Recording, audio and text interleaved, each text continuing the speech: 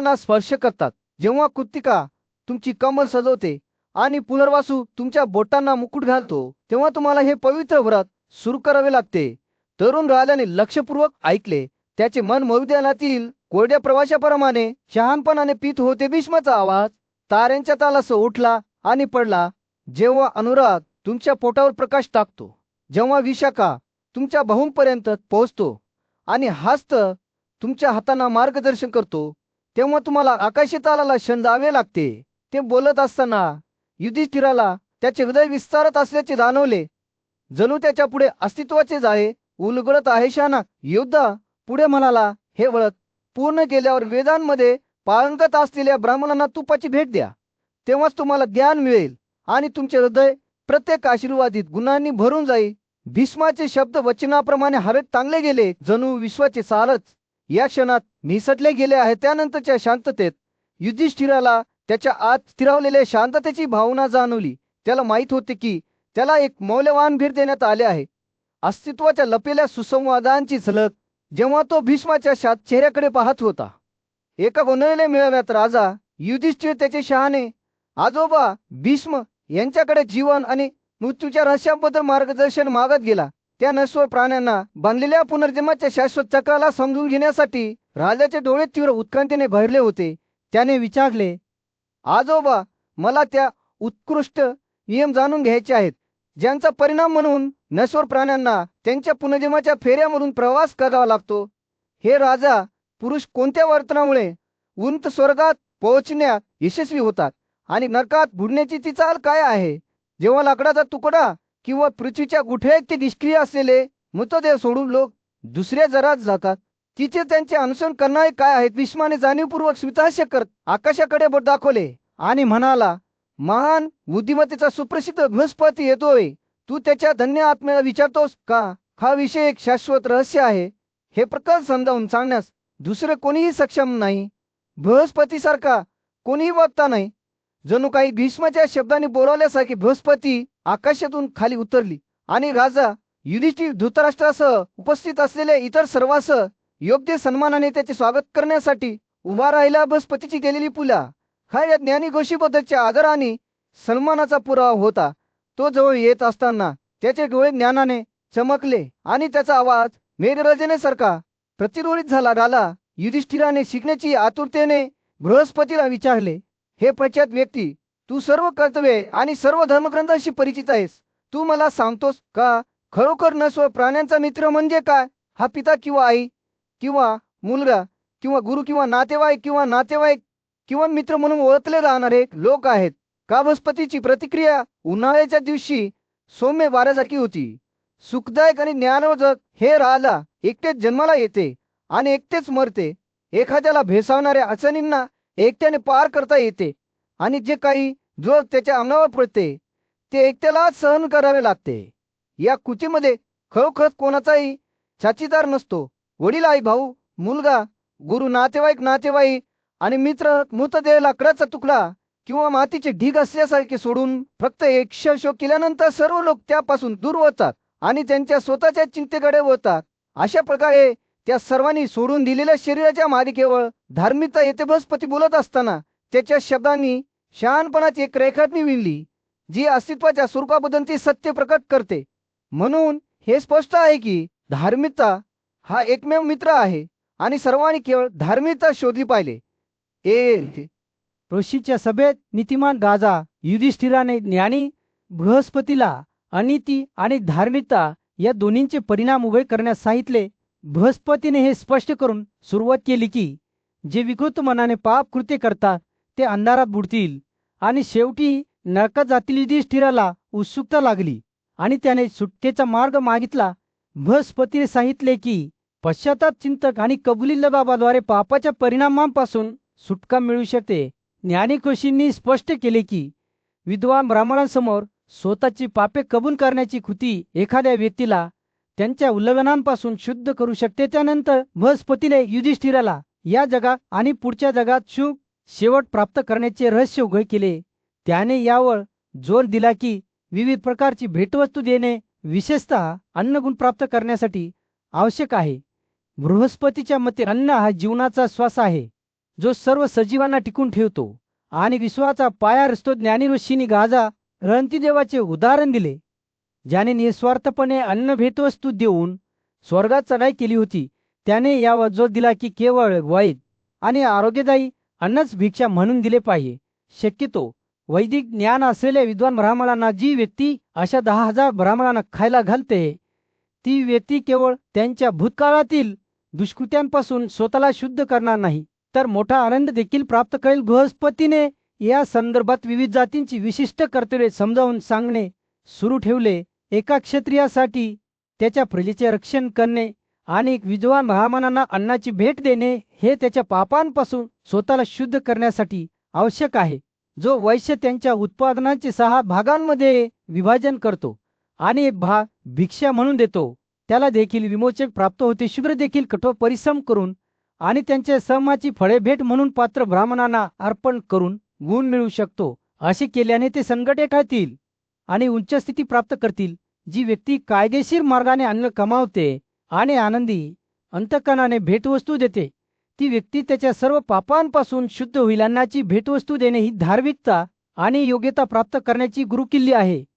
यावर भर देत बृहस्पतीने समारोप केला. त्यांनी घोषित केले की अशा कृती केवळ सद्गुणीच नव्हे तर शाश्वत देखील आहेत, ज्यामुळे एखाद्याला नीतिमत्तेच्या मार्गावर चालता येते आणि शेवटी मोठी ऊर्जा आणि शहाणपण प्राप्त होते. अशा प्रकारे एखादी व्यक्ती जन्म आणि मृत्यूचे चक्र टाळू शकते आणि दुःखापासून मुक्तता सुनिश्चित करू शकते. जसे बृहस्पतीने बोलले संपवले. युधिष्ठिर लक्षपूर्वक ऐकत होता. त्याचे अंतःकरण समजूतदारपणा आणि भक्तीने भरलेले होते. त्याला जाणीव झाली की अन्नाची भेटवस्तू देणे हे केवळ धर्मदायक कार्य नाही, तर आध्यात्मिक वाढ आणि अंतिम मुक्ती प्राप्त करण्याचे साधन देखील आहे. एका शांत जंगलात राजा युधिष्ठिर चिंतनशील अवस्थेत बसून नीतिमत्तेच्या मार्गावर मार्गदर्शन मागत होता. तो आपल्या पूज्य गुरु बृहस्पतीकडे वळला आणि त्याने विचारले, एखाद्या व्यक्तीसाठी सर्वात पुण्यकर्म कोणते? ते हानीपासून दूर राहणे, पवित्र विधी करणे, ध्यान करणे, स्वतःच्या इंद्रियांवर नियंत्रण ठेवणे, तपश्चर्या करणे किंवा स्वतःच्या गुरूंची सेवा करणे? असावे का? बुद्धिमान आणि पूजा असलेल्या बृहस्पतीने युधिष्ठिराकडे दयाळू डोळ्यांनी पाहिले. ओ माझ्या राजा, तो म्हणाला, हे सर्व 6 मार्ग गुणवत्तेने भरलेले आहेत. ते धर्मनिष्ठेच्या क्षेत्रासाठी वेगवेगळ्या दरवाजांसारखे आहेत. मी तुम्हाला ते समजावून सांगेन, जेणेकरून तुम्हाला मनुष्यासाठी सर्वात चांगले काय हे समजेल. बृहस्पतीने त्याचे प्रवचन सुरू करताच युधिष्ठिराने लक्षपूर्वक ऐकले. त्याच्या अंतःकरणात बुद्धीची तळमळ होती. बृहस्पतीने पुढे म्हटले, जो मनुष्य सर्व प्राण्यांप्रती करुणा बाळगतो त्याला सर्वात मोठा आनंद मिळतो. जो वासना, क्रोध आणि लोभ या 3 दोषांचा सर्व प्राण्यांवर प्रसार करून त्यावर विजय मिळवतो, त्याला यश मिळते. परंतु जो स्वार्थी हेतूमुळे निष्पाप प्राण्यांची हत्या करतो, त्याला पुढच्या जगात कधीही आनंद मिळणार नाही. बृहस्पतीने हे शब्द उच्चारताच युधिष्ठिरचे डोळे रुंद झाले, कारण त्याला माहित होते की त्याचे स्वतःचे राज्य करुणा आणि धार्मिकतेच्या तत्वांवर बांधले गेले आहे. बृहस्पतीचा आवाज मृदू होत गेला, तरीही तो अधिक पटवून देणारा झाला. जो माणूस सर्व प्राण्यांना दयाळूपणे आणि आदराने वागवतो, त्याला या जगात आणि पुढच्या जगात आनंद मिळेल. जेव्हा ते अशा व्यक्तीचा मागोवा घेण्याचा प्रयत्न करतात, तेव्हा देव स्वतः गोंधळून जातात, कारण तो त्याच्या मागे कोणताही ठसा उमटवत नाही. युधिष्ठिराला बृहस्पतीचे शब्द ऐकून त्याच्यावर एक भीतीची भावना आली. जसा सूर्यास्त होऊ लागला, जवळावर एक उदार प्रकाश टाकत बृहस्पतीने आपल्या शिकवणीचा समारोप केला. एखाद्याने दुसऱ्याला असे करू नये जे एखाद्याने स्वतःसाठी करू इच्छित नाही. हा नीतिमत्तेचा नियम आहे. जेव्हा आपण इतरांना हानी पोहोचवतो, तेव्हा ते शेवटी आपल्या विरोधात वळतात, परंतु जेव्हा आपण त्यांची कदर करतो, तेव्हा ते आपल्या दयाळूपणाचे प्रत्युत्तर करतील. युधिष्ठिराला त्याच्यावर एक स्पष्टतेची भावना जाणवली. जेव्हा त्याने बृहस्पतीच्या शिकवणीची साधेपणा आणि सखोलता समजून घेतली, शहाणा गुरुने बोलले संपवले. त्याचे डोळे उदारतेने चमकले. तो म्हणाला, माझ्या राजा, न्याय म्हणजे काय हे मी तुला सांगितले आहे. आणि या शब्दासह तो आपल्या आसनावरून उठला, जवळच्या डोंगरावर चढला आणि युधिष्ठिरच्या डोळ्यासमोर आकाशात गायब झाला. जंगल पुन्हा एकदा शांत होत असताना संभाषण ऐकत असलेले वैसान पायन बोलले, महान बुद्धिमत्ता असलेल्या देवांच्या गुरुने आपले ज्ञान असे दिले. महाभारताच्या महाकाव्याच्या दरम्यान राजा युधिष्ठिर आणि त्याची पूज्य नातू भीष्म यांच्यात एक मर्मस्पर्शी संभाषण झाले. कर्तव्य आणि करुणीच्या भावनेने भरलेला तरुण राजा जखमी परंतु खंबीर बाणांच्या पलंगावर पडलेला असताना भीष्माकडे गेला आहे. ज्ञानी युधिष्ठिराने सुरुवात केली. वेदांतील प्राचीन ज्ञानाने मार्गदर्शित झालेले वशी ब्राह्मण आणि स्वतः देव देखील करुणीच्या गुणांची प्रशंसा करतात. पण मी तुम्हाला विचारतो की ज्या व्यक्तीने त्यांच्या शब्दांनी, विचारांनी आणि कृतींनी इतरांची हानी केली आहे, ती व्यक्ती स्वतःला धोकापासून शुद्ध करण्याची आशा कशी करू शकते? भीष्माचे डोळे जरी त्याच्या नश्वजातमामुळे थकलेले असले तरी त्याने उत्तर देताना सखोल समजूतदारपणाने चमकले. भीष्माने स्पष्ट केले की शहाण्यांनी 4 प्रकारची करुणा असल्याचे जाहीर केले आहे. जर यापैकी एकाकडे दुर्लक्ष केले गेले तर करुणेचा मार्ग स्वतःच ढासळतो. ज्याप्रमाणे एक प्राणी 3 पायानं उभा राहू शकत नाही, त्याचप्रमाणे करुणेचा धर्म देखील 4ही पैलू अबाधित न ठेवता टिकू शकत नाही. त्याने आपला आवाज सौम्य स्वरात घेत थांबवला. करुणा ही पराक्रमी हत्तीसारखी असते, ज्याच्या पावलांचे ठसे इतर सर्व प्राण्यांच्या पावलांचे ठसे व्यापून टाकतात. ती इतर सर्व मार्गांना व्यापून टाकते आणि त्या आपलीकडे जाते. एखाद्या व्यक्तीची क्रूरता त्याच्या कृती, शब्द किंवा विचारांद्वारे प्रकट होऊ शकते. या हानीच्या चक्रातून सुटण्यासाठी एखाद्याने प्रथम मानसिक, नंतर बोलण्यात आणि शेवटी कृतीमध्ये त्याचा त्याग केला पाहिजे. भीष्माची नजर युधिष्ठिराकडे जणू काही पवित्र सत्य सांगणाऱ्या नजरेत खेळलेली असते. मांस खाण्याची कृती हे तिहेरी उल्लंघन आहे. तो पुढे म्हणाला, यामुळे मन अस्वस्थ होऊ शकते, शब्दांमध्ये विषबाधा होऊ शकते किंवा क्रूर कृत्य होऊ शकतात. म्हणूनच ज्ञानी लोक ज्यांनी खूप तपश्चर्या केली आहे ते मांस खाण्यापासून दूर राहतात. हे राजा, मी मांस खाण्याचे परिणाम तुम्हाला सांगत असताना लक्षपूर्वक ऐका. दुसऱ्या प्राण्याचे मांस हे स्वतःच्या मुलाच्या मांसासारखे आहे. एक घृणास्पद कृत्य जे त्याच्या गुन्हेगाराला मानवतेच्या सर्वात खालच्या पातळीवर आणते. भीष्माच्या शब्दांनी द्व आणि पश्चातापाची एक चित्र पिकविली. जणू काही अज्ञानाच्या क्रूर हातामुळे करुणेची जाळी तुटत चालले आहे. वडील आणि आईचे मिलन संततीला जन्म देते. तो म्हणाला, त्याचा आवाज अनुभवाच्या वचनासह जड आहे. त्याचप्रमाणे आपण इतरांवर जो क्रूरता लादतो त्यामुळे धोकाची संतती निर्माण होते, जी पुनर्जन्माच्या अंतहीन चक्रात पुनरावृत्ती करण्यासाठी अभिशप्त आहे. भीष्म बोलत असताना युधिष्ठिरचे डोळे समजूतदारपणामुळे रुंद होत गेले आणि त्याचे हृदय सर्व सजीवांबद्दल करुणेने फुलले. भीष्माने असतीचे कपटी स्वरूपचे चव घेऊन कसे उद्भवते आणि सर्वात उदाचा आत्म्यानाही गुलाम कसे बनवू शकते हे वर कळत असताना तरुण राजाने लक्षपूर्वक ऐकलेले मांस खातात. भीष्माने निष्कर्ष काढला. सूर्य हस्तिनापूरच्या राज्यावर अस्त होत होता. गर्दीच्या रस्त्यांवर एक उबदार नारिली प्रकाश पडत होता. पांडव बंधूंपैकी सर्वात मोठा युधिष्ठिर गंगा नदीच्या काठावर चिंतनशील शांततेत बसला होता. त्याचे डोळे विचारात हरवले होते. त्याचे मन त्यांचे पूज्य आजोबा आणि आध्यात्मिक मार्गदर्शक भीष्म यांच्या शिकवणुकीत वेगळे होते. भीष्माच्या शब्दांमधील विरोधाभासांचा विचार करत असताना युधिष्ठिर आपल्या आसनावरून उठला आणि जवळच्या सिंहासनासारख्या खुर्चीवर बसलेल्या भीष्माकडे गेला, जो तेलाच्या दिव्यांच्या मूळ प्रकाशाने वेढलेला होता. आजोबा युधिष्ठिर सदेने म्हणाला, मी सदाशी संबंधित तुमच्या शिकवणीवर चिंतन करीत आहे, जे आपल्या पूर्वजांच्या सन्मानार्थ केले जाणारे पवित्र विधी आहेत. तुम्ही अनेकदा भक्तीचे सर्वोच्च रूप म्हणून दुखापतीपासून दूर राहण्याचे महत्त्व अधोरेखित केले आहे. तथापि तुम्ही असेही नमूद केले आहे की या विधीमध्ये कधी कधी मांस अर्पण करणे आवश्यक आहे. युधिष्ठिरचा प्रश्न ऐकून भीष्माचे डोळे ज्ञानाने चमकले. अहो माझ्या प्रिय नातू, त्याने उन्हाळ्याच्या दिवशी हलक्या वाऱ्यासारखा त्याचा आवाज सुरू केला. भक्तीचे सर्वोच्च रूप खवखत दुखापतीपासून दूर राहणे आहे. हा असा मार्ग आहे जो दीर्घ आणि निरोगी जीवनाकडे घेऊन जातो, जो सामर्थ्य, समजूतदारपणा आणि स्मरणशक्तीने भरलेला असतो. जे या मार्गाचे अनुसरण करतात ते सर्व प्राण्यांद्वारे आदरणीय असतात, कारण त्यांनी जन्म आणि मृत्यूच्या चक्राला पार केले आहे. भीष्म बोलत असताना त्याच्या शब्दांनी बुद्धीची एक रेखाचित्र विणली, ज्याने युधिष्ठिराला सांसारिक क्षेत्राच्या पलीकडे नेले. 7 खगोलीय ऋषी आणि ज्ञानी वाल्किले यांच्यासह महान ऋषींनी माणसापासून दूर राहण्याच्या सद्गुणांचे कसे कौतुक केले होते याचे त्यांनी वर्णन केले. अधिक विश्वाचे नियम सरिताबद्ध करणारे प्राचीन ऋषी जो मांस खात नाही किंवा जिवंत प्राण्यांचा वध करत नाही, तो सर्व प्राण्यांचा खरा मित्र असल्याचे घोषित केले होते. प्राचीन काळातील दोन सर्व आदरणीय ऋषी नारद आणि बृहस्पतींचे शब्द भीष्माने म्हटल्यावर युधिष्ठिरचे डोळे आश्चर्याने रुंदावले.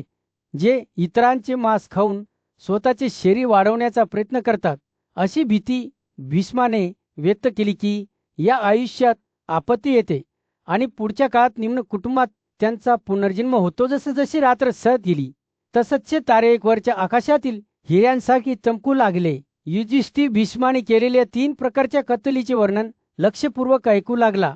जी स्वतःच्या वापरासाठी प्राण्यांना मारणाऱ्या व्यक्तीने केली, जी इतरांकडून मांस विकत घेणाऱ्या व्यक्तीने केली आणि जी जिवंत प्राण्यांना बांधणाऱ्या किंवा ताब्यात घेणाऱ्या व्यक्तीने केली, ज्यामुळे शेवटी त्यांचा मृत्यू झाला. भीष्माच्या शब्दांनी प्रत्येक कृतीच्या परिणामांचे एक स्पष्ट चित्र रेखाटले. जो स्वतः मांस खात नाही पण मांस खात नाही.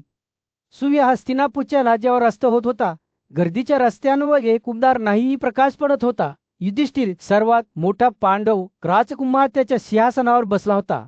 खोलवर विचार करत होता. तो त्या क्रूर माणसांबद्दल विचार करत होता, जे विविध प्रकारचे अन्न टाकून आणि फक्त मांसाची इच्छा बाळगून देशात फिरत होते. ते त्याला महान राक्षसांसारखे दिसत होते, इतरांच्या कल्याणाची पर्वा करत नव्हते. या साक्षात्कारामुळे युधिष्ठिरची समज धूसर झाली होती. त्याला आश्चर्य वाटले की माणसाच्या चवीशी तुलना करण्यासारखे काही आहे का. म्हणून त्याने त्याच्या नातू भीष्मचा सल्ला घेतला. पूज्य योद्धाऋषी त्याच्या शहाणपणासाठी आणि प्राचीन धर्मग्रंथांच्या ज्ञानासाठी ओळखले जात होते. पराक्रमी शस्त्रधारी व्यक्ती भीष्माने सुरुवात केली. तुम्ही तुमच्या अंदाजाबरोबर आहात. चवच्या बाबतीत मांस हे इतर सर्व खाद्यपदार्थांपेक्षा खरोखरच श्रेष्ठ आहे. जे दुबे किंवा कमकुवत आहेत, रोगाने देस्त आहेत किंवा प्रवासामुळे थकलेले आहेत, त्यांच्यासाठी हे फायदेशीर आहे. परंतु माझ्या राजकुमार त्यापासून दूर राहिला. या पुरुषांशी जोडले जाणारे अनेक गुण आहेत. युधिष्ठिरच्या अस्वस्थ मनासाठी भीष्माचे शब्द मर्मासारखे होते. माता ऋषीने पुढे म्हटल्याप्रमाणे तो लक्षपूर्वक ऐकत होता. ज्याला दुसऱ्या सजीवाचे मांस खाऊन स्वतःचे मांस वाढवायचे आहे, तो इतर कोणत्याही प्राण्यापेक्षा नीच आणि अधिक क्रूर आहे. याऐवजी आपण आपल्या स्वतःच्या जीवनाप्रमाणेच इतरांच्या जीवनाबद्दल करुणा दर्शविली पाहिजे. आज कुमाराचे डोळे समजूतदारपणामुळे रुंद झाले, कारण भीष्माने स्पष्ट केले की मांस हे जीवनावश्यक बियापासून उत्पन्न झाले आहे आणि त्याचे सेवन मोठ्या दोषांनी भरलेले आहे. तथापि ऋषी पुढे म्हणाले, जर ते वेदांनुसार पवित्र केले गेले तर ते खाण्यात कोणताही दोष नाही. भीष्माने अगस्त्याविषयी एक प्राचीन कथा सांगितली, ज्याने वाळवंटातील सर्व हरिण देवतांना आणि पित्यांना समर्पित केले होते. ते म्हणाले, म्हणूनच शिकार करण्याची निंदा केली जात नव्हती, तर शाहीर ऋषींना त्यांच्या गरजांची पूर्तता करताना करुणा बाळगण्याचा एक मार्ग होता. हृदय ऋषींचे शब्द एका सौम्य प्रवाहासारखे होते, ज्याने युधिष्ठिरच्या अस्वस्थ मनाला शांत केले. ते करुणेच्या गुणवत्तेबद्दल आणि ते कसे आत्मनियंत्रण देणी, तपस्या, त्या सामर्थ्य, मित्र, आनंद, सत्यश्रुती आणि शेवटी सर्वांची सर्वात मोठी देणगी होती, स्वतः जीवन याबद्दल बोललेले. वा भीष्माने बोलणे संपवले तेव्हा युधिष्ठिराला आपल्यावर शांतीची भावना जाणवली. त्याच्या लक्षात आले की क्रूरतेपासून दूर राहणे हा केवळ एक सद्गुण नाही, तर जीवनाचा सर्वोच्च प्रकार आहे. राजकुमारचे हृदय त्याच्या नातवाच्या शहाणपणाबद्दल आणि मार्गदर्शनासाठी कृतज्ञतेने फुलले. त्यानंतरच्या काळात युधिष्ठिराने सर्व सजीवाबद्दल करुणा बाळगण्याचा मुद्दा मांडला. त्याला समजले की प्रत्येक प्राणी कितीही असला तरी युद्धग्रस्त पृथ्वीवर सूर्य कोसळला. जेव्हा युधिष्ठिर शहाणा आणि न्यायी राजा त्याच्या समोर झालेल्या हत्याकांडाकडे पाहत होता, त्याचे डोळे तीव्र दुःखाने भरले होते, कारण त्याला माहीत होते की अनेक शूर योद्ध्यांनी युद्धाच्या या महान यज्ञात आपले प्राण दिले आहेत. तो जीवन आणि मृत्यूच्या घशांमधून मार्गदर्शन मागत आपल्या पूज्य नातू भीष्माकडे वळला. युधिष्ठिर म्हणाला, मरण्याची इच्छा किंवा जगण्याची इच्छा असलेले अनेक लोक युद्धाच्या महान यज्ञात आपले प्राण अर्पण करतात. मला सांगा, हे आजोबा यांचा शेवट काय होतो? युद्धात स्वतःचे जीवन फेकून देणे हे माणसासाठी दुःखाने भरलेले आहे. बुद्धिमान आणि जाणकार भीष्माने समजूतदारपणाने मान डोलावली. त्याने एक उत्तर दिले, समृद्धी किंवा संकटात, आनंद किंवा दुःखात प्राणी या जगात येतात आणि एका विशिष्ट भावनेनुसार जातात. मी तुम्हाला कारण समजावून सांगत असताना माझे ऐकाने. म्हणून भीष्माने कृष्णद्वैपायन या महान ऋषीची एक प्राचीन कथा सांगण्यास सुरुवात केली. जो खूप पूर्वी पृथ्वीवर फिरत होता, सर्वज्ञानी होता आणि प्रत्येक प्राण्याच्या भाषेशी परिचित होता.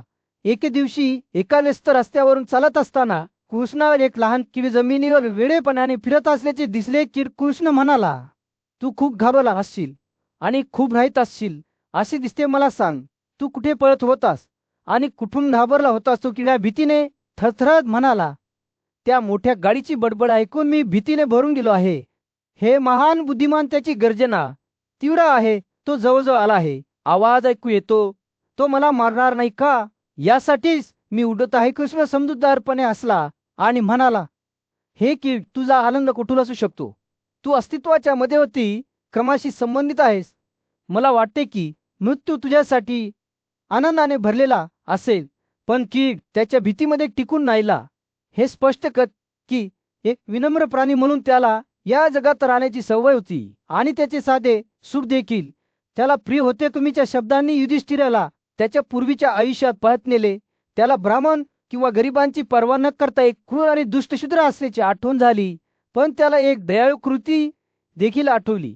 एका ब्राह्मण अतिथीचे आदराने आणि आदरातिथ्याने त्याच्या घरात स्वागत करणे आणि त्यामुळे आशा आणि उत्कटतेने भरलेला युधिष्ठिर पुन्हा एकदा भीष्माकडे वळला. मी शुद्ध होतो, किडा म्हणाला, आणि मी अंधारात राहत होतो, पण मला एक चांगले काम आठवते.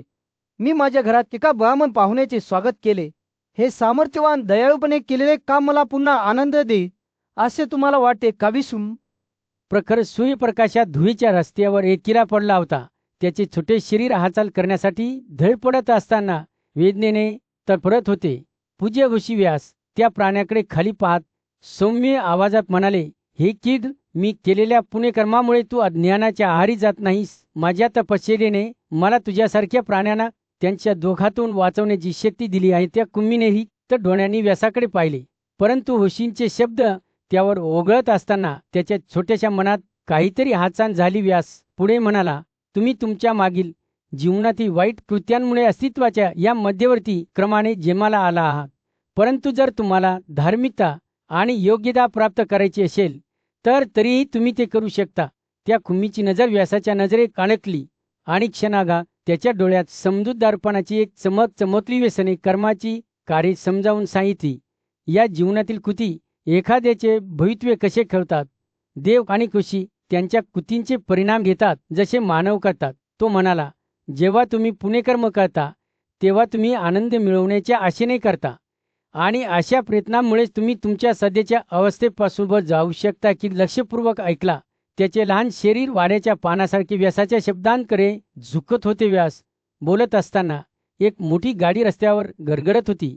त्याची चाके धोक्याची घंटा वाजवत होती. वशीच्या शब्दांनी गुंफलेल्या कीटकाला धोका जवळ येत असल्याचे लक्षात आले नाही. वाहनाच्या चाकांनी कीटकांच्या नाजूक शरीराला चिरडले आणि त्याचा प्राणवायू सोडला. पण हा त्याचा प्रवास संपलेला नव्हता. एका नवीन अवतारात ज्याचा जन्म व्यासाच्या कृपेने क्षत्रिय वर्गामध्ये झाला, त्या कुम्मीने पुन्हा एकदा महान ऋषीच्या उपस्थितीत स्वतःला शोधले.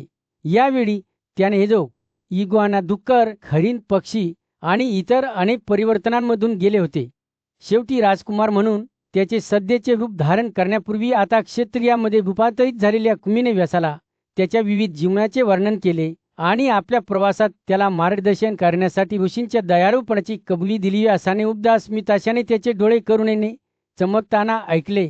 तो म्हणाला, हत्ती तुम्हाला त्यांच्या पाठीवर घेऊन जात आहेत आणि तुमच्या हाताला जोबलेल्या कमोस घोड्यांसह तुम्ही राजकुमाराचा दर्जा प्राप्त केला आहे.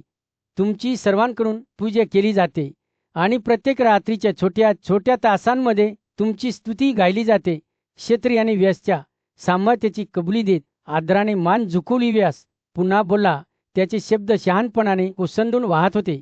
शूद्र म्हणून तुमचे पूर्वीचे जीवन ब्राह्मणांबद्दलच्या लोभ आणि क्रूरतेने चिन्हांकित होते, परंतु तुमच्या गुणवत्तेच्या कृतीद्वारे किरस्ताना मला अभिवादन करणे आणि माझी पूजा करणे तुम्ही अधिक उंचावर आला आहात. मैदानावर तुमचे प्राणवायू फेकून द्या. एका दूरच्या देशात भीष्म नावाचा एक ज्ञानी आणि आदरणीय ऋषी चिंतनशील अवस्थेत बसून त्याचा तरुण मित्र युधिष्ठिराला प्राचीन काळातील कथा सांगत होता.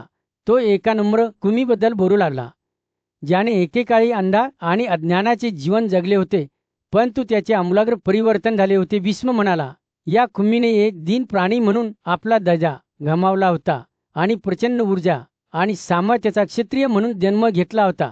परंतु तो त्याच्या आयुष्यातील नवीन स्थानामुळे समाधानी नव्हता. त्याच्या भूतकाळातील परिवर्तनांचे स्मरण करत कृमी स्वतःला शुद्ध करण्याचा आणि त्याच्या पूर्वीच्या अवस्थेपेक्षा वर जाण्याचा प्रयत्न करत तीव्र तपश्चर्या करू लागला. भीष्म बोलत असताना त्याच्या शब्दांनी कृमीच्या कठोर तपश्चर्येच्या प्रतिमा कया केल्या प्राण्याचा दृढ निश्चय स्पष्ट होता. त्याचा आत्मा अखंड होता, कारण तो त्याच्या मर्यादा ओलांडण्याचा प्रयत्न करत होता. आणि मग मोठ्या महत्त्वाच्या क्षणी बेटावर जन्मलेला कृष्ण एक शहाणा आणि पूज्य कौशिक क्षत्रियासमोर प्रकट झाला. कृष्णाने विश्व आणि त्याच्या कार्यपद्धतींविषयीच्या त्याच्या सखोल ज्ञानाने कृमीची तपश्चर्या पाहिली आणि तो करुणेने प्रभावित झाला. तो त्या प्राण्याकडे गेला आणि त्याने त्या प्राण्याला प्राचीन क्षत्रियांची रहस्य सांगितली. कृष्ण म्हणाला, आपल्या व्यवस्थेशी संबंधित तपश्चर्येमध्ये सर्व प्राण्यांचे संरक्षण करणे, धार्मिकता कायम ठेवणे आणि जे अपवित्र आहे ते सुधारणे समाविष्ट आहे. आणखी पूज्य ऋषी व्यास पुढे बोलला किराला त्याच्या आध्यात्मिक वाढीच्या मार्गावर मार्गदर्शन देत व्यास म्हणाला, ही कीड तू तुझा आत्मा शुद्ध केला पाहिजेस आणि स्वतःला धर्माने वागवले पाहिजेस. सर्व प्राण्यांची काळजी घ्या आणि त्यांचे संरक्षण करा. चांगल्या इच्छांचे समाधान करा आणि जे चुकीचे आहे ते सुधारून घ्या. असे केल्याने तुम्ही ब्राह्मणाचा दर्जा प्राप्त कराल. आता नवीन उद्देशाने भरलेल्या या कुमीने व्यासाचे शब्द आचरणात आणण्यास सुरुवात केली. आयुष्यातील सुरुवातीचे स्थान असूनही त्याने आपल्या प्रजेचे न्याय्य रक्षण करण्यास सुरुवात केली. क्षत्रिय क्रमाचे कर्तव्य कायम ठेवले आणि असे करत असताना एक उल्लेखनीय गोष्ट घडली. कुमीमध्ये आणखी एक परिवर्तन झाले. यावेळी तो त्याच्या पूर्वीच्या दर्जापेक्षा वर चढून ब्राह्मण बनला. कुमीच्या परिवर्तनाची बातमी पसरताच बेटावर जन्मलेल्या कृष्णाने पुन्हा एकदा त्या प्राण्याला भेट दिली. हे कुमी, मृत्यूला घाबरू नकोस. कृष्ण म्हणाला, जो नीतिमत्वाने वागेल त्याला सन्मानी जन्म मिळेल, परंतु जो अन्यायकारकपणे वागेल त्याला निम्न आणि नीच जन्म भोगावा लागेल. आता ब्राह्मण असलेला किला त्याला त्याच्या आध्यात्मिक वाढीच्या मार्गावर मार्गदर्शन केल्याबद्दल व्यासाबद्दल कृतज्ञता व्यक्त करतो. हे पवित्र किरा, तुझ्या कृपेने मी आनंदातून अधिक आनंद प्राप्त केला आहे. माझे दोष नष्ट झाले आहेत आणि मला सद्गुणांमध्ये रुजलेली समृद्धी मिळाली आहे. भीष्माची कथा पुढे चालू राहिली. जेव्हा तो कुमीच्या अंतिम परिवर्तनाबद्दल बोलत होता, तो सर्वोच्च स्थानावर पोहोचला होता.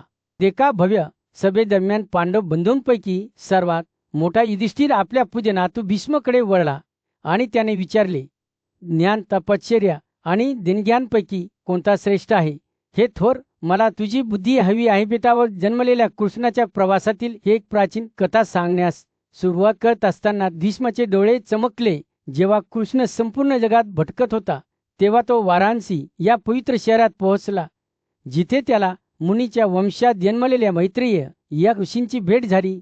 पूज्य ऋषी व्यास यांचे आगमन पाहून मैत्रेयाने त्याचे आदराने स्वागत केले आणि त्याला बसण्याची संधी दिली. दोन्ही ऋषी एकत्र बसून पोषक आणि आनंददायी अशा दोन्ही प्रकारच्या जेवणाचा आनंद लुटत होते.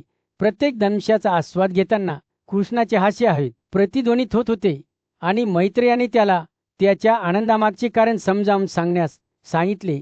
मैत्रेय म्हणाला, तू एक तपस्वी आहेस, तुझ्या भावनांचा मालक आहेस, तरीही तू खूप आनंदाने भरलेला दिसतोस. मी तुला विचारतो, माझ्या तपश्चर्येची शक्ती काय आहे आणि तुझ्याकडे असलेला आशीर्वाद काय आहे? माझ्या कृती तुझ्यापेक्षा वेगळ्या आहेत, तरीही मला आमच्यात फारसा फरक दिसत नाही. व्यास हसला, त्याचे डोळे शहाणपणाने चमकले. माझ्या मित्रा, तो म्हणाला, मला भरलेले आश्चर्य एका प्राचीन अध्यादेशातून येते, जे मानवतेला मार्गदर्शन करणारे एक विरोधाभासी विधान आहे. वेद घोषित करतात की सर्वोच्च व्रतांचे 3 मार्ग आहेत. कधीही दुखापत न करणे, नेहमी सत्य बोलणे आणि मुक्तपणे भेटवस्तू देणे हे आदेश वेदांच्या घोषणानुसार प्राचीन ऋषींनी प्रकट केले होते. व्यास पुढे म्हणाला, मैत्रेयाचे डोळे रुंदावले. प्रामाणिकपणे बनवलेली छोटीशी भेटीही मोठी फळे देऊ शकते. प्रिय कृष्णा, मला हे जेवण देऊन तू आनंदाच्या अनेक क्षेत्रांवर विजय मिळवला आहेस. तुझी शक्ती म्हणजे नीतिमत्व आहे. तुझे स्वरूप, तुझा सुगंध हे सर्व त्याची साशे देतात. व्यासाचे शब्द मैत्रेयाच्या हृदयासाठी मलमासारखे होते. तुमची कृती अध्यादेशाशी सुसंगत आहे. तो म्हणाला, पवित्र पाण्यात स्नान करण्यापेक्षा किंवा सर्व वैदिक व्रतांच्या पूर्ततेपेक्षा ही श्रेष्ठ भेटवस्तू ही सर्व पवित्र कृत्यांपेक्षा अधिक शुभ आहे. तसे नसते तर त्याच्या श्रेष्ठतेबद्दल कोणताही प्रश्न उद्भवू शकत नाही. व्यास बोलत असताना त्याच्या शब्दांनी खोली उजळली आणि युधिष्ठिरचे डोळे समजूतदारपणाने चमकले. भेटवस्तू देणाऱ्यांनी तयार केलेला मार्ग हा ज्ञानी चालवतात. त्यांना स्वतः जीवन श्वास देणारे मानले जाते. जे कर्तव्य म्हणजे धार्मिकता आहेत ती त्यांच्यामध्ये स्थापित केली जातात. भीष्म पुढे म्हणाले, अशा प्रकारे व्यासाने मैत्रेयाला विश्वाची रहस्य उघड केली. भेटवस्तू देण्याची शक्ती, सार्वत्रिक त्यागाचे जीवन जगण्याचे महत्त्व आणि मार्ग. एका शातक जंगलात भीष्म चिंतनशील शांततेत बसला. त्याचे डोळे पूज्य ऋषी व्यास यांच्यावर स्थिर झाले. जेव्हा तो प्राचीन ऋषींच्या शिकवणीवर विचार करत होता तेव्हा मैत्रेय ज्ञानी आणि विद्वान ब्राह्मण आदराने त्याच्याजवळ आला. मोठ्या समृद्धीचा आशीर्वाद असलेल्या कुटुंबात जन्मलेला मैत्रेय त्याच्या बुद्धीसाठी आणि विशाल ज्ञानासाठी ओळखला जात असे. भीष्मच्या शब्दांनी मैत्रेयामध्ये काहीतरी खळबळ माजवली होती आणि त्याने आपले विचार ऋषींशी सामायिक करण्याची परवानगी मागितली होती. व्यास नेहमी संभाषणात गुंतण्यास तयार होता. त्याने दयाळूपणे मान डोलावली आणि मैत्रेयाला त्याच्या मनातील गोष्टी बोलण्यास आमंत्रित केले. मैत्रेयाने बोलू लागताच हवा अपेक्षांनी भरलेली होती. हे सामर्थ्यवान भेटवस्तूंविषयीचे तुमचे शब्द दोषरहित आहेत. मैत्रेय आदराने भरलेला त्याचा आवाज म्हणाला, मी फक्त कृतींचा नम्र उपासक आहे आणि मला अशा कुटुंबात जन्म देण्याचा आशीर्वाद मिळाला आहे ज्याने मोठी समृद्धी ओळखली आहे. तुमचा आत्मा तेजस्वीपणे चमकतो, ज्ञान आणि तपश्चर्याने शुद्ध होतो. जणू काही तुमच्या उपस्थितीने माझ्यामध्ये काहीतरी जागृत केले आहे. मैत्रेय बोलत राहिला तेव्हा व्यास लक्षपूर्वक ऐकत होता. त्याचे डोळे उत्सुकतेने चमकत होते. मैत्रेय म्हणाला, मी पाहतो आहे की तू मोठ्या तपश्चर्याने भारावलेला आहेस. त्याचा आवाज विस्मयाने भरलेला होता. तुझा स्वभाव ज्ञान आणि सद्गुणांचा प्रकाश पसरवतो.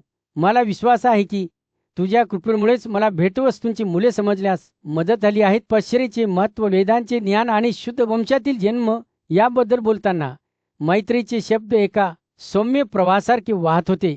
ते म्हणाले की हे गुण एका खऱ्या ब्राह्मणाचे वैशिष्ट्य आहेत ज्याने अस्तित्वाची उच्च स्थिती प्राप्त करण्यासाठी सांसारिक जगाच्या पलीकडे गेले होते. जेव्हा ब्राह्मण तृप्त होतो, मैत्रेयीने स्पष्ट केले, पिते आणि देवता देखील प्रसन्न होता.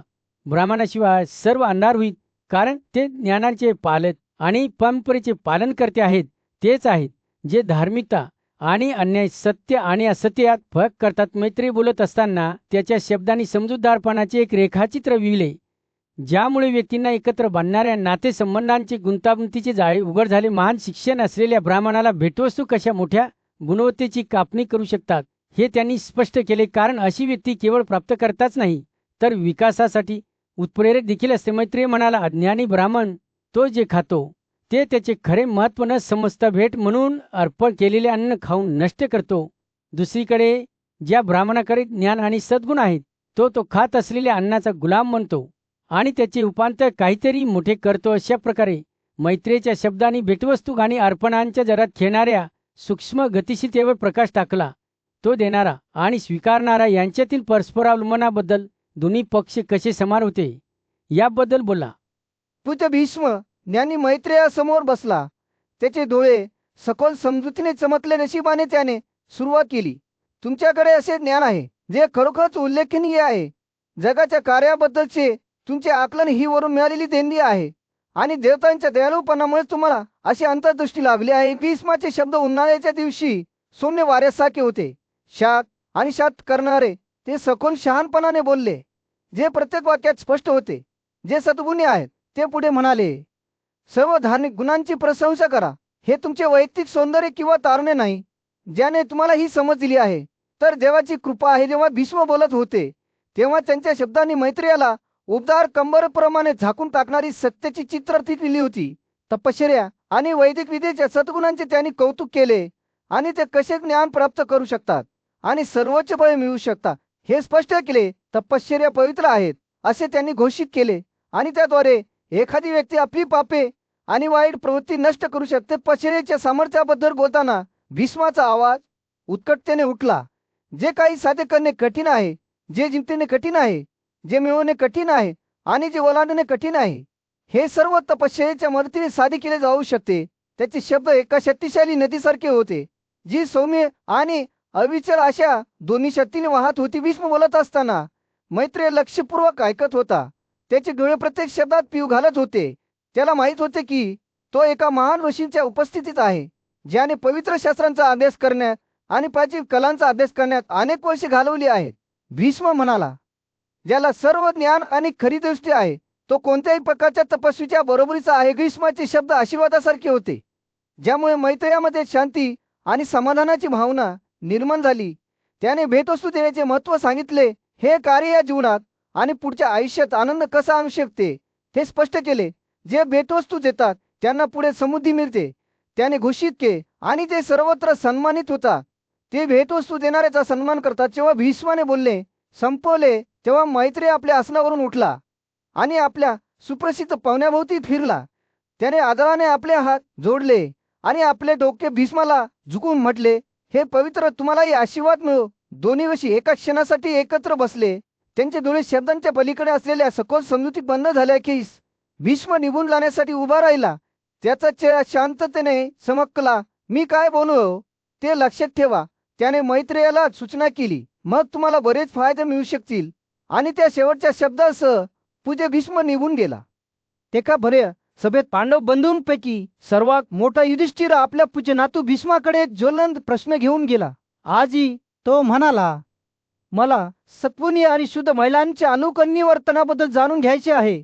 कृपया त्यांचे उत्कृष्ट आचरण काय आहे ते मला तपशीलवार सांगा. भीष्म जेव्हा आकाशीय प्रदेशांतील एक प्राचीन कथा सांगू लागला तेव्हा त्याचे डोळे चमकू लागले की एका कुळातील सदस्य असलेल्या सुमना नावाच्या एका थोर स्त्रीने आकाशातील तेजस्वी ताऱ्याप्रमाणे चमकणाऱ्या अपागुचा आणि बुद्धी असलेल्या संदिली या स्त्रीकडे धाव घेतली होती.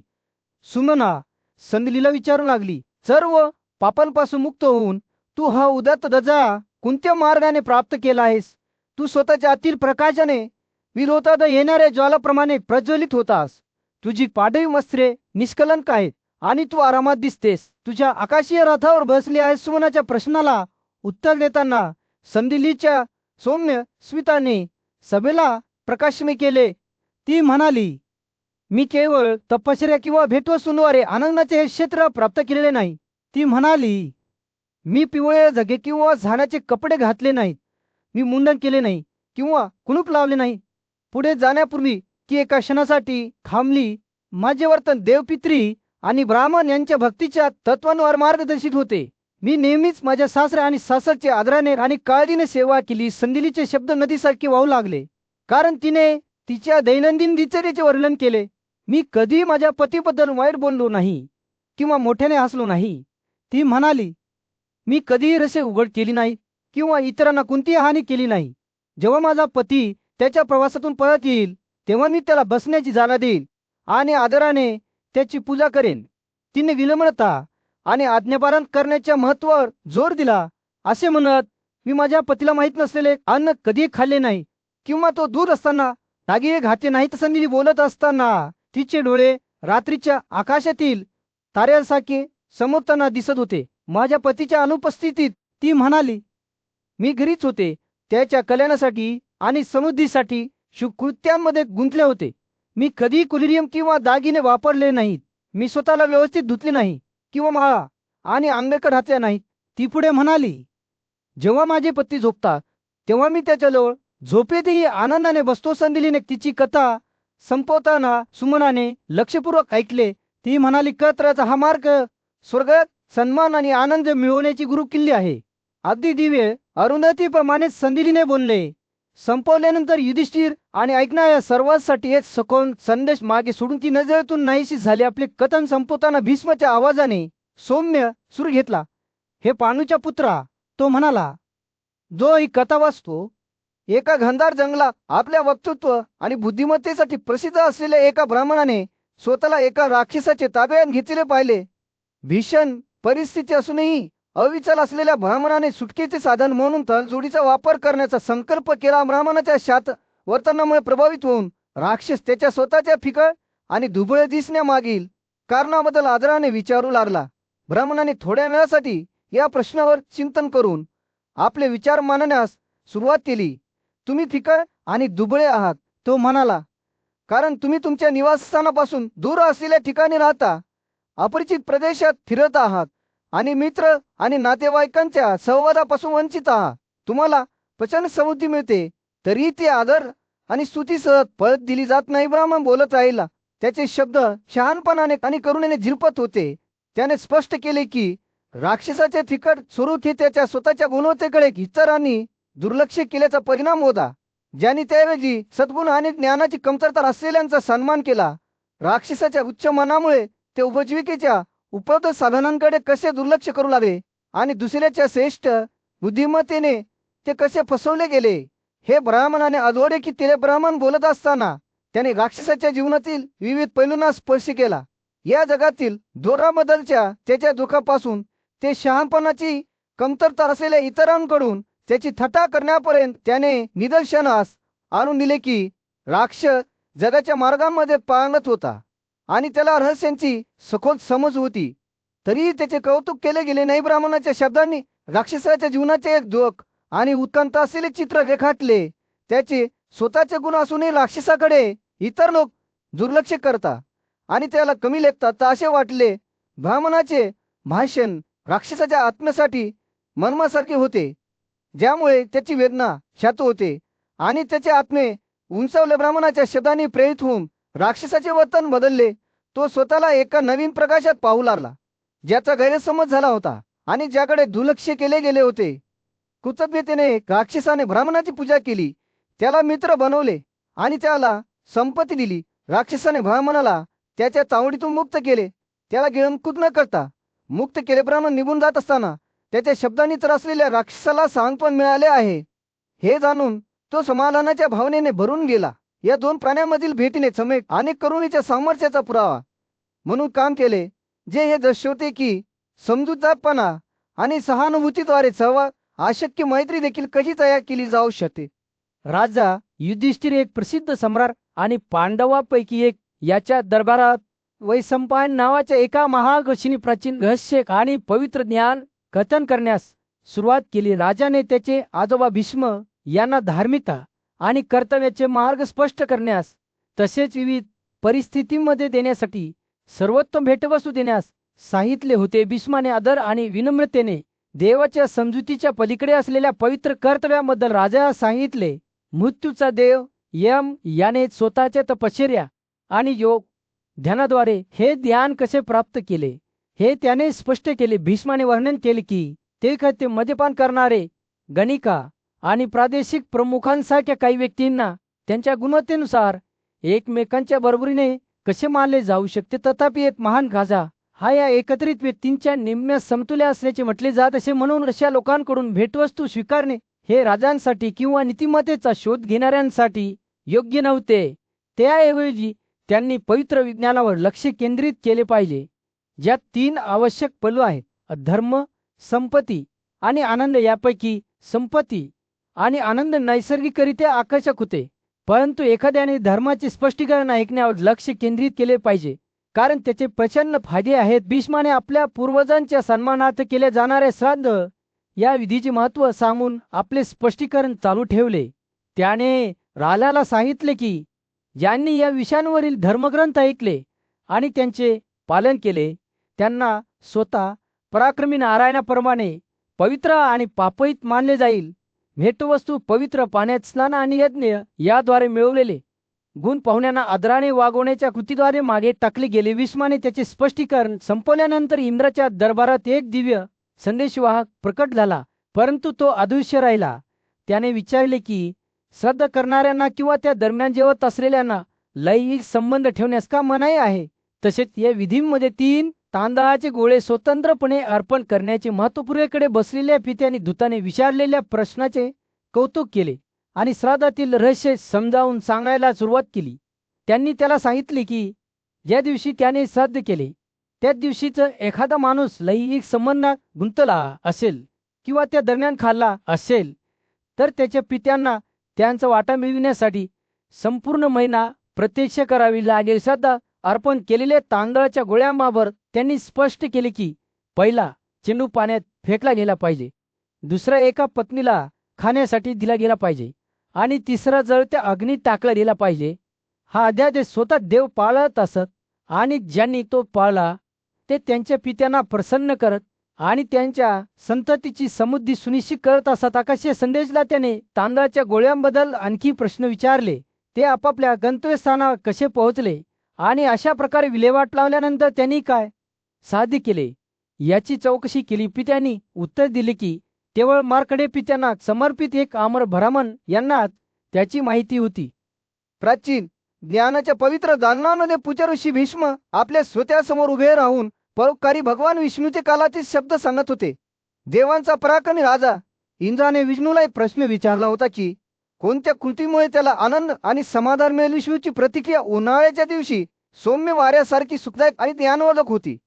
तो म्हणाला, ज्याचा मला खूप तिरस्कार आहे तो म्हणजे ब्राह्मणांचा अपमान आहे. निसंशय जर ब्राह्मणांची पूजा केली गेली तर मी स्वतःला पूजनीय मानतो.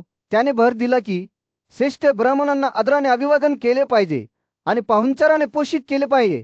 संध्याकाळी त्यांचे पायपुजे केले जावे. जेव्हा विष्णू बोलत होता तेव्हा त्याच्या शब्दाने भक्ती आणि श्रद्धेचे चित्र विणले होते. अशा प्रकारे वागणाऱ्या माणसाबद्दल मी संतुष्ट आहे. तो म्हणाला, तसे जे लोक शेणावर दिसणाऱ्या वावटऱ्याची पूजा करतात आणि अर्पण करतात त्यांच्याबद्दलही मी संतुष्ट आहे. त्याने उघड केले की ब्राह्मणाला पाहून जरी उंची लहान असली किंवा किनाऱ्यावरील चिकन असला तरी सर्व पापांपासून मुक्ती मिळेल. ज्यांनी अश्वत्थ, वृक्ष, गोवचन आणि पवित्र गायीची पूजा केली ते देव, राक्षस आणि मानवासह संपूर्ण विश्वाची पूजा करत असल्याचे म्हटले जाते. इंद्राने नेहमीच उत्सुकतेने विष्णूला विचारले की त्याने या सदेच्या प्रतीकांची प्रशंसा का केली. विष्णू हसला. त्याचे डोळे प्राचीन शहाणपणाने चमकले. माझ्या वतुवाकडचा 3 दैत्यांचा वध झाला.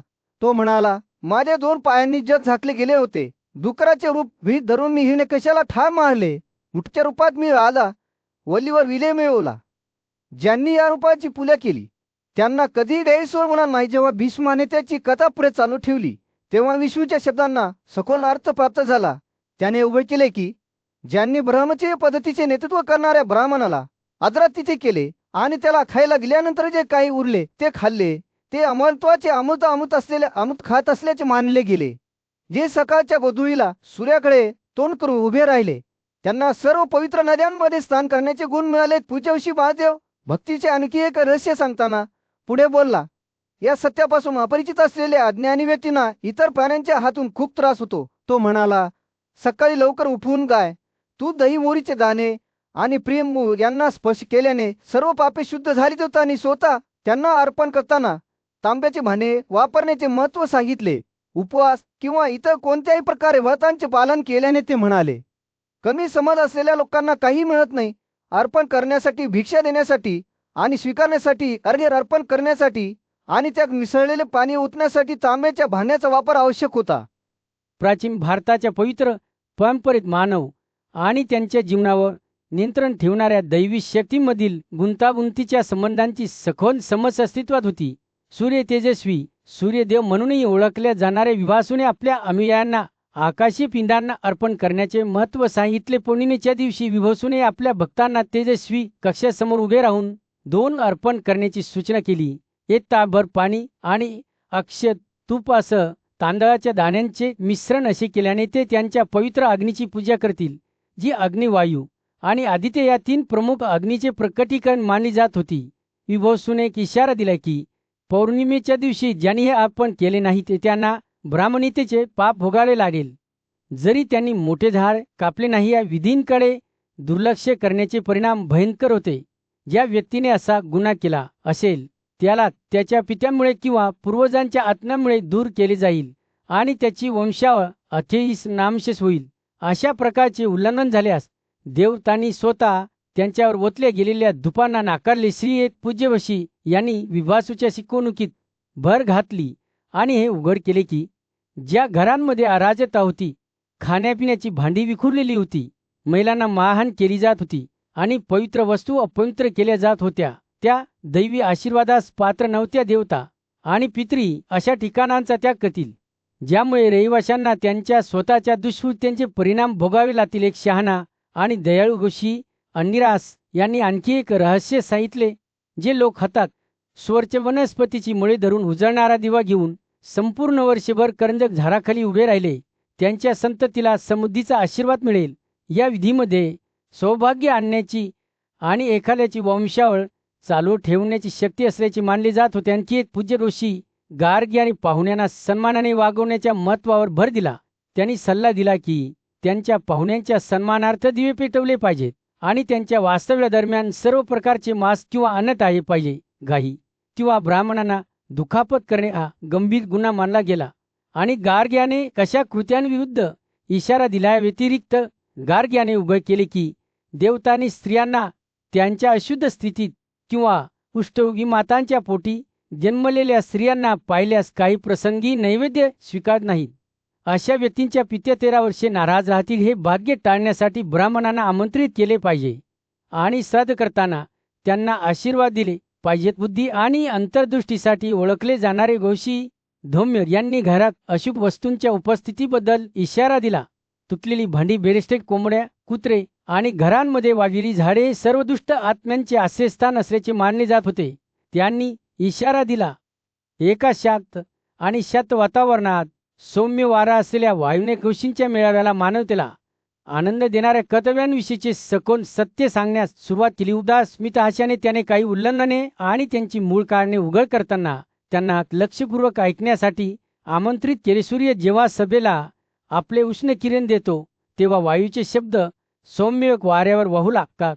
माझ्या मित्रांनो, तो म्हणतो, एक माणूस आहे जो पावसाळ्यात 4 महिने आपल्या पूर्वजांना ती आणि पाणी अर्पण करतो. तो एका विद्वान ब्राह्मणाला अन्न देखील देतो, पवित्र अग्नी धूप उतरतो आणि साखरेच्या दुधात शिजवलेला भात अर्पण करतो. शिवाय तो आपल्या पित्यांच्या सन्मानार्थ ती आणि पाण्याने दिवे पेटवतो. जो विश्वासाने आणि एकाग्रतेने हे कार्य करतो त्याला 100 यज्ञांचे गुण प्राप्त होतात. जेथे देवतांना प्राणिक अर्पण केले जातात वचिनी लक्षपूर्वक ऐकले. त्यांचे डोळे चिंतनाने बंद झाले कारण वायूचे शब्द त्यांना आध्यात्मिक वाढीच्या प्रवासावर घेऊन गेले. त्यांनी ही कर्तव्ये पार पाडणाऱ्या व्यक्तीची कल्पना केली. त्याचे अंतःकरण भक्तीने भरलेले होते आणि त्याच्या कृती विश्वासाने मार्गदर्शित होते. जेव्हा त्यांनी डोळे उघडले तेव्हा त्यांना वायूच्या चेहऱ्यावरील तेच दिसले जे धार्मिक जीवन जगण्यातून येणाऱ्या आनंदाचे प्रतिबिंब होते. तथापि त्याने आणखी एक रहस्य उघड केल्याने वायूचा सौम्य सूर आणखी गडद झाला. जो अनेकांना माहीत नव्हता हे रासा माणूस आहे ज्याला वाटते की शूद्राने धूपासाठी आग पेटवणे स्वीकारार्ह आहे किंवा ज्याला श्राद्ध आणि इतर विधींमध्ये मदत करण्यात सक्षम महिलांना सहभागी होण्यास परवानगी देण्यात कोणतीही चूक दिसत नाही. तो म्हणाला, अशा कृतींचे गांभीर्य समजून घेताना कौशींचे डोळे समजूतदार झाले ज्याने त्या व्यक्तीला पापाने कलंकित केले. जेव्हा वायू बोलत होता तेव्हा सदैमध्ये अस्वस्थतेची भावना निर्माण झाली. त्यांनी पाहिले की अशा व्यक्तीवर 3 बलिदानाच्या अग्नीचा कसा राग आला आणि त्यांच्या पुढच्या आयुष्यात तो शूद्र म्हणून असा जन्म घेईल. त्याचे पूर्वज आणि देवता त्याच्याबद्दल कधीही संतुष्ट होणार नाहीत आणि त्याच्या कृतींचे परिणाम त्याला भोगावे लागतील. वायूचे शब्द सौम्य पावसासारखे होते ज्यामुळे ऋषींच्या मनात स्पष्टता आली. त्यांच्या लक्षात आले की काही प्रायश्चित्तात्मक कृत्य केल्याने एखादी व्यक्ती अशा पापांपासून स्वतःला शुद्ध करू शकते. तीव्र श्रद्धेने ते ऐकू लागले. जसे वायूने आनंद आणि दुःखापासून मुक्ती आणणाऱ्या विधींचे वर्णन केले. 3 दिवस शेण, दूध आणि तूप मिसळून गायीच्या मूत्राने पवित्र अग्नीवर धूप होताना उपवास केला पाहिजे. जसे वायूंचे पठण संपले तसंच ऋषींना त्यांच्यावर शांततेची भावना जाणवली. त्यांना समजले की या उल्लंघनांपासून दूर राहिल्याने किंवा सूचित केलेले प्रायश्चित्त संस्कार करून ते हे जग सोडल्यास स्वर्ग प्राप्त करू शकतात. भक्तीने भरलेली अंतःकरणे आणि वायूच्या शब्दांनी प्रकाशित मन घेऊन ते त्यांच्या दैनंदिन जीवनात परतले तयार झाले. पृथ्वीवर सूर्य मावळत होता. सत्याच्या शोधकांना एकत्र आणणाऱ्या लोकांवर एक उबदारणारी प्रकाश टाकत होता. एक ज्ञानी आणि आदरणीय ऋषी लोमासा त्यांच्यासमोर उभा होता. त्याचे डोळे सखोल समजुतीने चमकत होते. तो बोलू लागला. त्याचा आवाज उन्हाळ्याच्या दिवशी सौम्य वाऱ्यासारखा होता. अहिंसा. माझ्या मित्रांनो, जे पुरुष त्यांच्या संमतीशिवाय इतरांच्या पत्नीमध्ये गुंततात त्यांच्या पित्या सध्याची वेळ आल्यावर निराशेने भरल्या जातात. त्यांचा भ्रमनिरास होतो आणि ते जीवन आणि मृत्यूच्या चक्रापासून वेगळे होतात. लोमासाचे शब्द आव्हानासारखे हवेत तरंगले, जणू त्यांच्या स्वतःना त्यांच्या स्वतःच्या कृतीवर चिंतन करण्याचे धाडस केले. तो बोलत असताना त्याच्या श्रोत्यांची मने त्यांच्या स्वतःच्या जीवनाकडे वळू लागली. काहींनी अशा काळाचा विचार केला जेव्हा ते धार्मिकतेच्या मार्गापासून दूर गेले होते, तर काहींनी त्यांच्या इच्छेच्या परिणामाचा विचार केला. लोमासाचे शब्द अशासाठी होते, जे त्यांच्या स्वतःच्या आत्म्याचे सखोल प्रतिबिंब होते, पण केवळ इतरांच्या पत्नीशी संबंध ठेवणारेच नाहीत. तो पुढे म्हणाला, जे लोक वाला स्त्रियांशी लैंगिक संबंध ठेवतात किंवा ब्राह्मणाच्या मालकीची वस्तू घेतात, ते तितकेच पापी आहेत. अशा लोकांच्या पित्यांनी त्यांच्याशी संभोग करण्याची इच्छा न बाळगता त्यांना कापून टाकले आहे. लोमासचा आवाज धोक्याच्या घंटासारखा होता. जे मार्गावरून भटकले होते त्यांच्यासाठी टाळ्या वाजवत होता. लोमासा देवतांना आणि पित्यांना संतुष्ट करू न शकणाऱ्या अर्पणांबद्दल बोलत असताना सत्याचे साधक लक्षपूर्वक ऐकत होते. त्याने अशा व्यक्तीबद्दल सांगितले ज्याला स्वतःचे भले हवे आहे, परंतु स्वार्थी कृतींद्वारे ते साध्य करू शकत नाही. त्याचे शब्द स्थिरपणे वाहणाऱ्या नदीसारखे होते, जे त्याच्या श्रोत्यांना आत्मशोधाच्या प्रवासात सोबत घेऊन जात होते. जेव्हा सूर्य क्षितिजाच्या खाली बुडाला तेव्हा लोमासा आणखी एका रहस्याबद्दल बोलला, जे धर्माच्या संदर्भात सर्वांना माहीत नव्हते. एखाद्याने नेहमी आपल्या गुरु आणि इतर वरिष्ठांच्या आदेशानुसार वागले पाहिजे, तो म्हणाला. त्याचा आवाज दृढ निश्चयाने भरलेला होता. 12व्या चांद्र दिवशी तसेच पौर्णिमेच्या दिवशीही दर महिन्याला ब्राह्मणांना तूप आणि अक्षताचा समावेश असलेल्या अर्पणाची भेटवस्तू दिली पाहिजे. अशा कृतीतून मिळणाऱ्या गुणवत्तेबद्दल लोमासाने सांगितल्यावर त्याच्या श्रोत्यांची मने आश्चर्याने भरून गेली. अशा भेटवस्तू देऊन तो म्हणाला, एखादी व्यक्ती प्रचंड ऊर्जा आणि पराक्रमाने संपन्न होते. त्याच्यावर प्रसन्न असलेला दैवी सोमत्याला त्याच्या इच्छा पूर्ण करतो.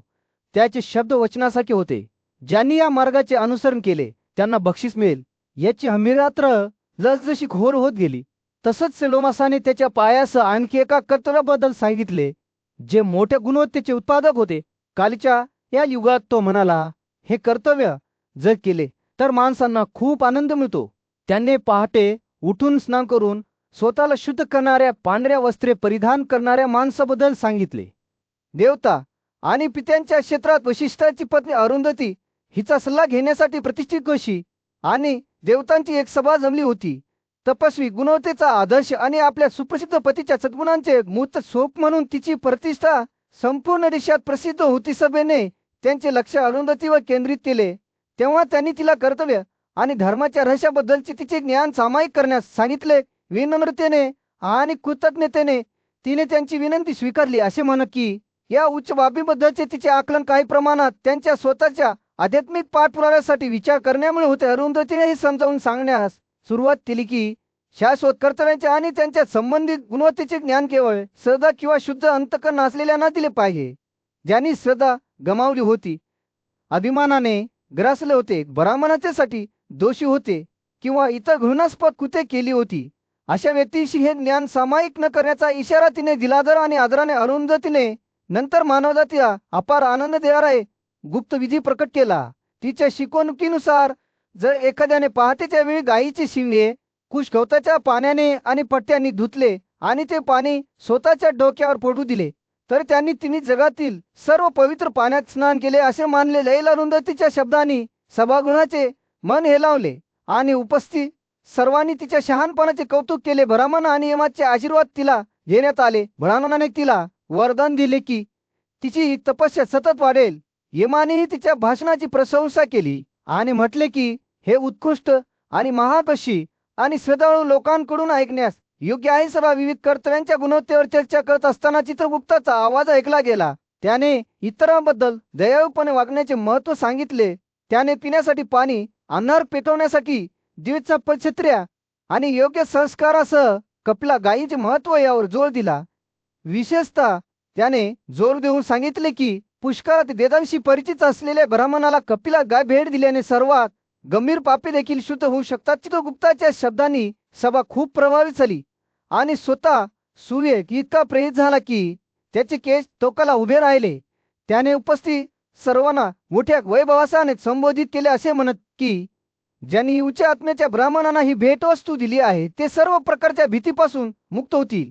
त्याने दुष्ट कृत्यांनी कलंकित झालेल्या व्यक्तीशी न बोलण्याचा किंवा त्यांच्याशी सहवास न करण्याचा इशारा देखील दिला, कारण ते कोणत्याही किंमती टाळले पाहिजे. तर शेवटी हे स्पष्ट झाले की अरुंधतीची बुद्धी आणि चित्रगुप्ताची शिकवण सभेला खूप आनंद आणि प्रबोधन घेऊन आली होती.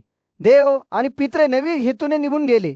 इतरांना दयाळूपणे आणि करुणेची कृत्ये करण्यास प्रेरित झाले आणि ज्यांना त्याच्यामुळे ग्रासले गेले होते त्यांना टाळले गेले. व्हिएतनाम जंगलावर सूर्य नुकताच मावळू लागला होता. त्याने भीष्मासमोर जमलेल्या सभेवर एक उबदार नारिंगी प्रकाश टाकला होता. पुढच्या वर्षी जमिनीवर आडवे पाय ठेवून बसले होते. त्यांचे डोळे चिंतनाने बंद झाले होते. जेव्हा ते रात्रीचे रहस्यमय भटकणार प्रमथांना संबोधित करत होते, त्या नीच आणि अशुद्ध माणसांना तुम्ही का त्रास